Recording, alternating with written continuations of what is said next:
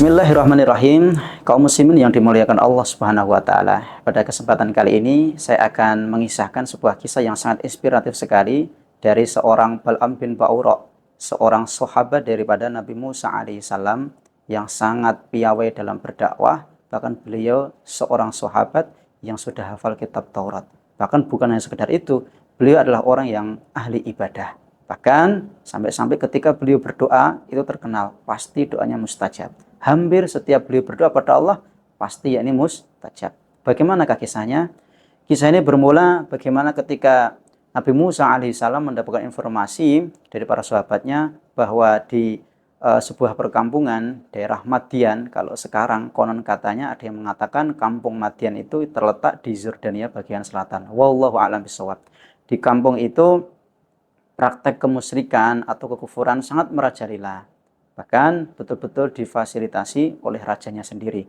Nah, ketika itu Nabi Musa alaihissalam menginginkan agar Bal'am bin Ba'ura ini menjadi delegasi daripada beliau. Beliau amanahkan agar Bal'am bin Ba'ura mendakwai mereka. Harapannya mereka mau masuk Islam dan meninggalkan kemusyrikan.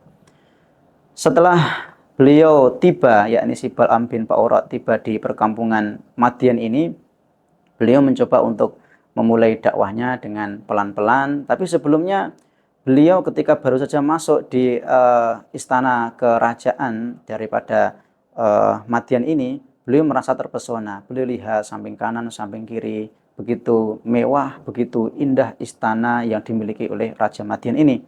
Dan ketika itu beliau ketika mendapatkan kesempatan untuk berbicara di hadapan sang raja langsung, beliau mencoba untuk berdakwah. Dan ketika itu disangkal oleh si raja.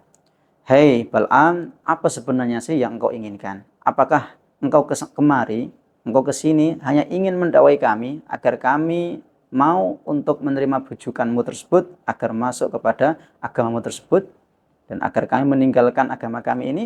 Kalau memang hanya sekedar itu sudah cukup saja. Sudah cukup, jangan engkau pengaruhi saya dan jangan engkau pengaruhi menteri-menteriku, pasukanku maupun masyarakatku ini. Engkau yang engkau inginkan daripada kami itu apa? Keduniaan kami punya semua. Jika engkau menginginkan harta, kami bisa memberi seberapa banyak harta yang engkau inginkan. Jika engkau menginginkan budak-budak saya yang cantik-cantik itu, silakan engkau ambil, silakan, saya ikhlas. Jika engkau menginginkan yakni jabatan atau kekuasaan, maka enggak masalah. Saya jadikan engkau sebagai staf kerajaan saya di sini. Singkat kata, akhirnya Bal'am bin Ba'ura ini, na'udzubillah min dzalik, beliau menerima bujukan buruk daripada si raja ini. Sehingga pada akhirnya beliau pun malah justru menjadi yakni tangan kanannya si Raja Madian. Beliau pada akhirnya tervonis sebagai orang yang telah murtad. Na'udzubillah min dzalik. Dan karena kemurtatan ini, maka kemusyrikan semakin merajalela sampai-sampai Allah menurunkan bala kepada mereka.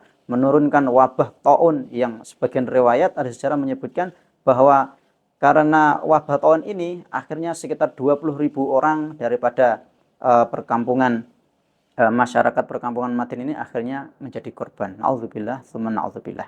Kaum muslimin yang dimuliakan Allah Subhanahu wa taala, apa yang menjadikan kemudian wabah ini begitu ngeri sampai melanda satu perkampungan, satu kekuasaan yang luar biasa itu sampai 20.000 orang itu meninggal? Tentu tidak lain dan tidak bukan adalah karena adanya seorang alim ulama yang tergelincir, yang mengakibatkan dirinya sendiri murtad, bahkan orang-orang yang seharusnya dia ajak untuk masuk Islam, untuk berada dalam jalan yang lurus, malah justru semakin sesat.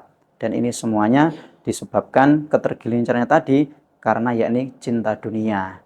Cinta dunialah yang menjadikan Bal'am bin Ba'ura seperti itu. Pada akhirnya beliau murtad. Dan pada akhirnya orang-orang yang seharusnya masuk Islam malah justru semakin musyrik, semakin jauh daripada Allah Subhanahu wa taala. Makanya berulang kali Allah Subhanahu wa taala dalam banyak tempat dalam Al-Qur'an sering ingatkan bahwa berhati-hatilah kalian terhadap dunia. Sampai-sampai Allah Subhanahu wa taala sebutkan dalam surat Al-Kahfi ayat yang ke-7, "Inna ja'alna ma'alal ardi zinatan laha linabluwahum ayyuhum ahsanu amala." Sesungguhnya kami jadikan apa saja yang ada di atas muka bumi ini sebagai perhiasannya, linabluwahum ayyuhum ahsanu amala, agar dengannya kami uji mereka yang ada di atas muka bumi itu, manakah di antara mereka yang paling beriman. Nah, oleh karena itu dari sini kita tahu teman-teman yang dimuliakan Allah Subhanahu wa taala bahwa hakikatnya kenikmatan dunia ini sebenarnya Allah berikan kepada manusia ini adalah supaya Allah tahu manakah dari seluruh banyak manusia yang telah menikmati kenikmatan dunia itu, manakah di antara mereka, siapakah di antara mereka yang paling baik amalnya.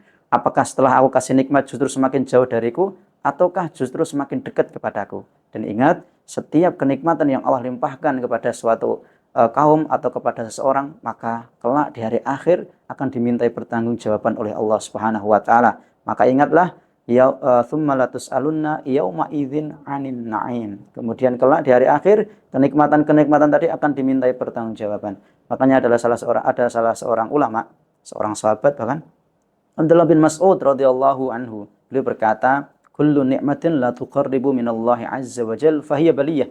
Setiap nikmat yang tidak bisa dipergunakan oleh seorang hamba untuk mendekatkan diri pada Allah, maka justru nikmat itu berubah menjadi sebuah musibah. Nah, apalagi ketika kita malah justru semakin jauh dari Allah Subhanahu wa taala dan bahkan menjadikan iman kita semakin luntur, kita semakin futur, semakin menjadi manusia yang paling hina di mata Allah karena kecintaan kita kepada dunia tadi yang secara berlebihan, maka tentu ini sangat berbahaya sekali bagi kehidupan kita di akhirat. Maka hakikatnya sebenarnya orang yang cinta dunia itu lumrah.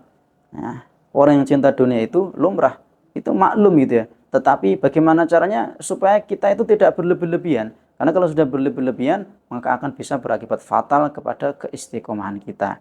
Maka yang akan terjadi adalah sebagaimana Bal'am bin Ba'urah tadi. Maka pergunakanlah nikmat yang ada di dunia ini untuk sarana, yakni mendekatkan diri pada Allah Subhanahu wa taala. Jangan kita jadikan sarana semakin menjauh kepada Allah Subhanahu wa taala. Sehingga dengan begitu kita paham bahwa kita hidup di dunia ini sebenarnya sangatlah berat sekali. Kecuali bagi mereka yang hatinya pasrah kepada Allah, dia paham hakikatnya kenikmatan dunia ini adalah Allah Subhanahu wa taala berikan pada kita untuk apa, dan dia bisa mewaspadainya dengan baik sehingga keimanannya pun betul-betul bisa terjaga. Ini saja yang dapat kami sampaikan. Barakallahu fikum. Subhanakallah bihamdika asyhadu an la ilaha illa anta astaghfiruka wa atubu ilaik. Wassalamualaikum warahmatullahi wabarakatuh.